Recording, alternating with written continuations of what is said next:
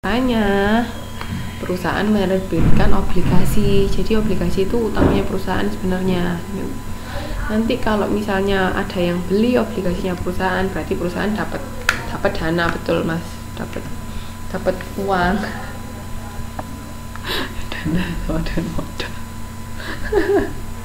Oke, jadi gitu ya. Nah, nanti yang dapat bunga itunya. Yang dapat bunga pihak yang beli. Kalau perusahaan bukan dapat bunga, tapi perusahaan membayar bunga. Ingat, jadi kalau kita belajar itu harus dari dua sisi. Di sisi sini seperti ini, di sisi ini seperti ini. Karena perusahaan yang menerbitkan hutang, perusahaan yang punya hutang, berarti yang dapat bunga itu dari pembeli, tapi perusahaan membayar bunga. Oke. Cara mencatatnya ya kas pada utang obligasi, karena obligasi adalah utang. Nanti kalau sudah dibayar, tetap ini caranya ada per tahunnya nih. Nah, ini halaman 924. Obligasi dengan diskonto. Nih. Kalau diskonto itu, ini penting ya saya jelaskan. Ini misalnya tingkat bunga pasar lebih tinggi. Kalau yang 922 itu harga, jadi bunganya itu ada dua, bunga pasar sama bunga obligasi. Nah, kita harus bisa membedakan itu. Kalau bunga pasar sama bunga obligasinya sama, ya berarti nggak usah bingung, tinggal pakai persentasi dari bunga itu aja karena sama. Ini ya, dilihat yang halaman 922 dulu. Tanggal 1 Januari perusahaan mengeluarkan 16% obligasi 5 tahun nominal 200 juta. Bunga dibayar setiap setengah tahun. Berarti berapa kali perusahaan bayarnya? Kalau jangka waktunya 5 tahun tapi dibayarnya setengah tahunan, berarti berapa kali perusahaan harus bayar? Ada yang tahu nggak? 9.22. Perusahaan kan menerbitkan obligasi 16% itu bunganya, jangka waktunya 5 tahun, jumlah nominalnya 200 juta, dibayarnya setiap setengah tahun, berarti perusahaan harus berapa kali? Ya betul Mas Prianto, betul ya. Berarti perusahaan membayar utangnya nanti 10 kali, karena setahun 2 kali bayar. Oke. Ini kan jumlahnya bunganya sama, bunga efektif sama bunga obligasinya. Kalau bunga efektif itu bunga pasar maksudnya. Bunga pasarnya lebih besar daripada bunga yang ada di obligasinya. Obligasi itu biasanya dikeluarkan dalam bentuk catatan gitu. Kalau bunga pasarnya lebih besar, berarti itu namanya diskonto. Tapi kalau bunga pasarnya lebih kecil dari bunga yang di obligasi, itu namanya premium. Hampir sama kayak kemarin agio sama disagio sebenarnya, cuman istilahnya aja yang beda. Kalau kemarin kan sama toh, bandingin jumlah harga nilai nominal saham berapa sama kita menjualnya berapa. Nah ini sama, bunga di obligasinya berapa sama bunga pasarnya berapa. Kalau bunga pasarnya lebih gede berarti diskonto, kalau bunga pasarnya lebih kecil berarti premium. Oke. Nih, nilai tunai 200 juta yang akan dibayar 5 tahun. Terus habis itu cara yang kedua, nilai tunai 10 kali bunga setiap setengah tahun. Nah, bunganya kan 16%. 16% kalau dibagi 2 karena setengah tahunan, berarti setiap satu periode 6 bulan itu 8% kan. 8% dikalikan 200 juta, ketemunya 16 juta. Nah, jadi setiap tahun perusahaan bayarnya 16 juta.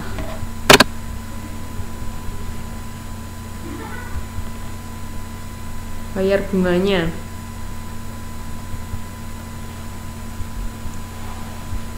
Bisa dilihat di situ.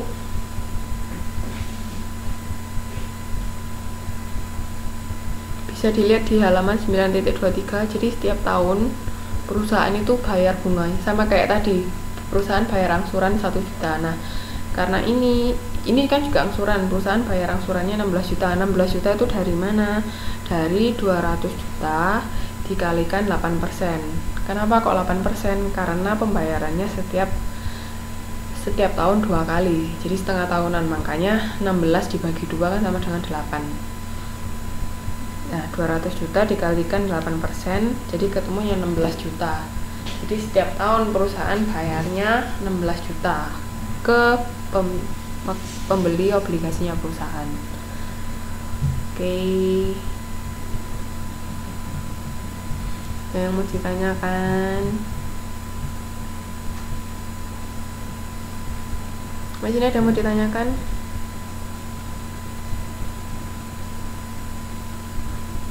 Bingung nggak? Ada yang mau ditanyakan nggak sampai sini? Itu caranya gampang kan?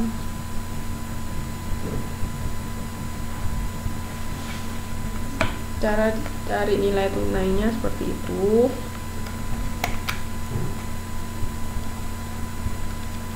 $16 juta bagi 1,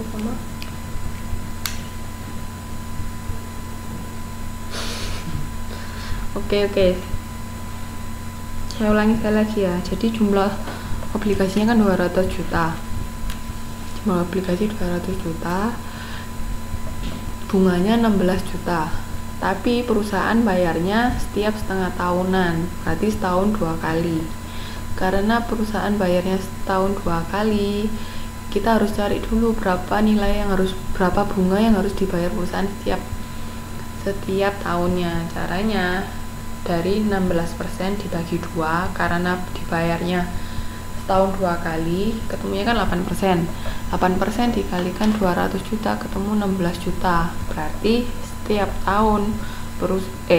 setengah tahun perusahaan bayarnya 16 juta. Tuh.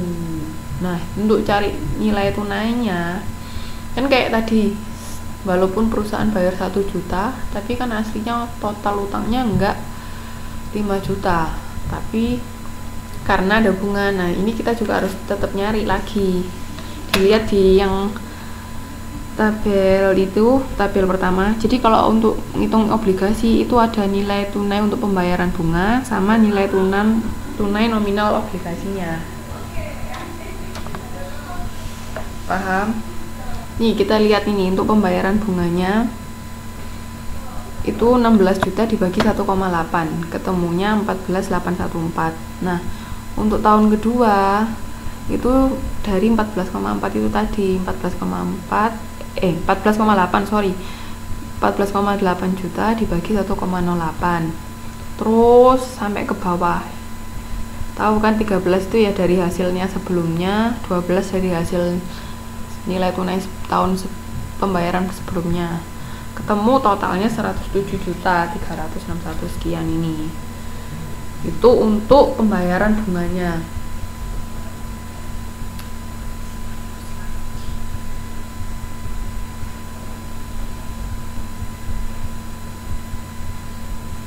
Halo?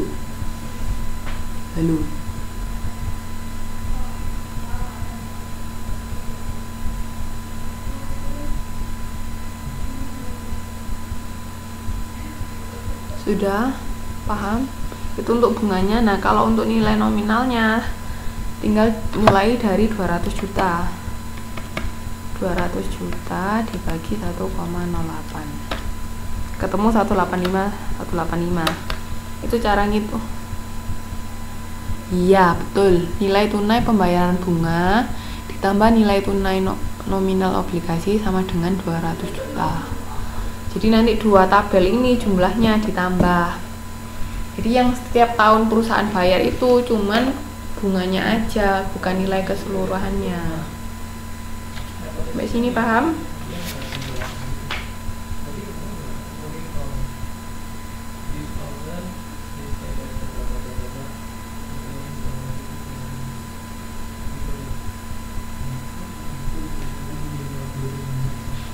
Oke. Sip.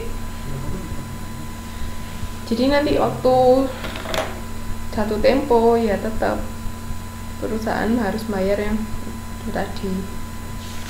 totalnya